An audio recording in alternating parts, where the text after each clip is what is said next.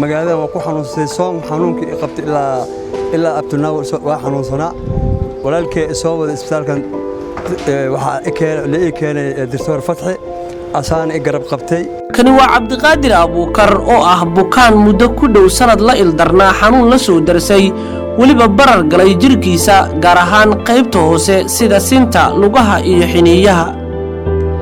xanuunkan ayaa ahaa mid u diiday in uu socdo kana dhigay qof u baahan caawin in garabka la qabto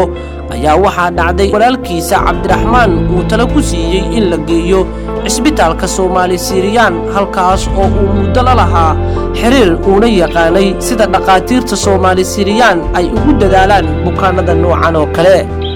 waa kan Cabdiqaadir Abuukar kadib daaweyn iyo la tacaalida xanuunkii hayay waxa uu ka waramay ka hor sida uu ahaa Soomaali Siiriyaan isagoo u mahad celiyay Ilaahay iyo waliba doktorkii sida gaarka ah ula tacaalay oo ah Xuseen Abdicasiis Dr. Fatxi markaan imaanay isbitaalka xaniyaha waa ay bararsanaayeen isla maalintii daawo asii u bilaabay Dr. Fatxi ma sha Allah ilaa hadda ma bararku waa iga dagay alxamdulillah ilaaha mahadis leh doktorka mahadis leh ilaahana alxamdulillah lagu shukraa hase ahaatee isbitaalkan isbitaal lamid in si jiraan aan qabaad kulli hada xamar anoo joogo isbitaalka jiifkan waxa 25 la qaada waa igu saaciday in bees la iga qaado oo daawadeeda ana baxsanay aan igu saaciday أنا كلي مهدد بدنا أجيفه أو أسكت دنير أصيل وكلاه أو العقل قادين أو داوود كل بحسناه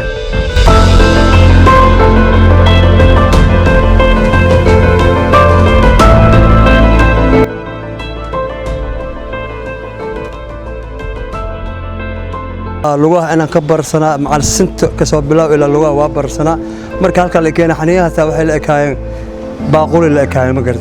حنيه الحمد لله وما شاء الله حنيه وأي في عيني برك وأي قد يلوي قاب كانت أركها يسوي إلها يا مهندس لا دكتور كمهندس لا دكتور فتحي صعود كبا صعودها هذا دائما سوء انجرن قربها اللي قال مسخوش اللي جينا هذا مسخوش إذا أنا ما قرتين dhinaca kale Cabdiraxmaan Abuukar oo ah bukaanka walaalkiisa kaas oo Ilaahay ka sokoyo sabab u ahaa in la keeno Soomaali Siiriyaan ayaa isna ka hadlay Qaadir marka la keenay waa xanuunsanaa aad u xanuunsanaa xanuunkiisana inta damba dhan oo ku barsaay raayaha aniga zaid ay ahaayeen bararkii marka doorka markaan la hadalnay oo keenay ay neefteena zaid u tuuray doorka markaan u keenay marka waxaan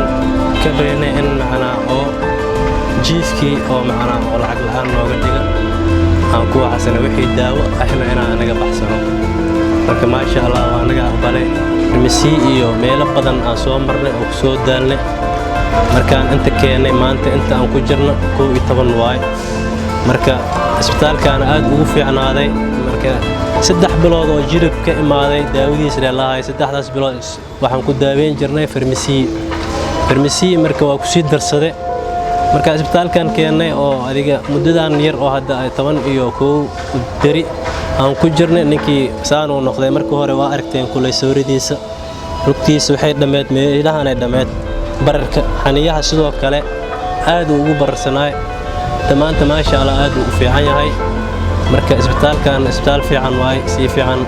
nooga daaweeyay marka doktorka joogana ma sha Allah u mahad celinayna doktor fiican waay Dr. Fatxi oo in muddo ahba gacanta ku hayay bukaakan isla markaana Ilaahay ku guuleeyay daaweyntiisa ayaa warbixin inaga siiyay markuu intii maanay garbaha looga jiray lugihiisa ilaa iyo qaybaha dambe oo dhan barar zaid ah ka jiray culays oo xagga kaliyaha jiray bararkaas oo inta badan ka imaanay filtrationkii kaliya oo aan aad okay u ahay wuxuu kale oo jiray maado beerka laga soo daayo albumin ay dhahaan oo ka qayb qaadato imbalanceationka fluidki oo sometimes bararka qayb ka mid ah ayada laftirkeeda sababaysay ayaa ayadana ku yaray jirkiisa walillahi alxamdu markuu meeshaan noogu yimid wuxuu sameeyay baaritaankii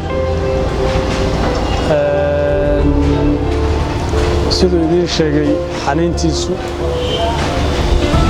barar zaid ah saarnay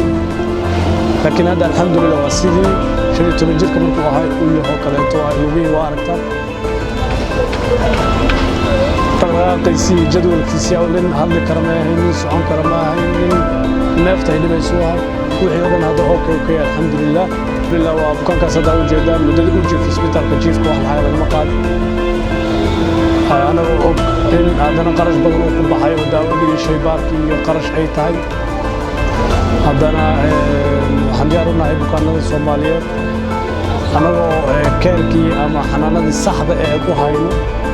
haddana cidii mudan in la garab qabto inaan garab qabanayno ma aha markii ugu horeysay oo Dr. Fadci uu Ilaahay u saqiro una fududeeyay in uu badbaadiyo bukaanada noocan oo kale waxa uu dhowr jeer oo hore ku guuleysay in si hagar la'aan ah uu u daweeyo